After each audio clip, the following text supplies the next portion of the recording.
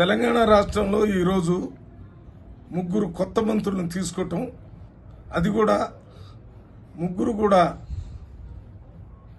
బలహీన వర్గాల నుంచే తీసుకోవటం అనేది ముఖ్యమంత్రి రేవంత్ రెడ్డి గారు గవర్నమెంట్ సోషల్ రెస్పాన్సిబిలిటీని 100% అమలు చేస్తున్నట్టుగా కనపడుతుంది.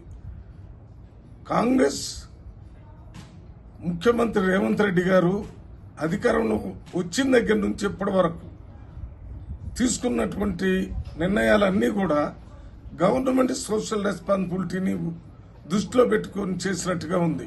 ఉదాహరణకి బీసీ క్యాస్ట్ సెన్సస్ చేసి బీసీలందరికీ 42% రిజర్వేషన్ని పార్లమెంట్లో అసెంబ్లీలో పెట్టి ఇవ్వటం జరిగింది. అంతేకాకుండా ఇందిరమ్మ ఇండ్లు ఇవ్వటం జరిగింది. 100 ఇంటిగ్రేటెడ్ రెసిడెన్షియల్ స్కూల్స్ పెట్టడం జరిగింది. పేద ప్రజలందరికీ సన్న బియ్యం సప్లై చేయటం జరుగుతుంది. వీటితో పాటు అనేక కార్యక్రమాలు, ప్రతి కార్యక్రమం కూడా గవర్నమెంట్ సోషల్ రెస్పాన్సిబిలిటీని దృష్టిలో పెట్టుకుని చేసినట్టుగానే ఉంది.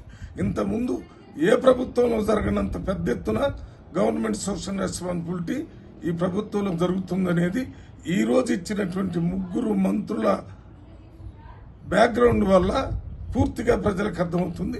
అందువల్ల ఈరోజు ఈ కార్యక్రమానికి అనుమతి ఇచ్చినటువంటి కాంగ్రెస్ పార్టీ హైకమాండ్కి, రాష్ట్ర ముఖ్యమంత్రి రేవంత్ రెడ్డి గారికి ప్రత్యేక ధన్యవాదాలు తెలియజేస్తున్నాను.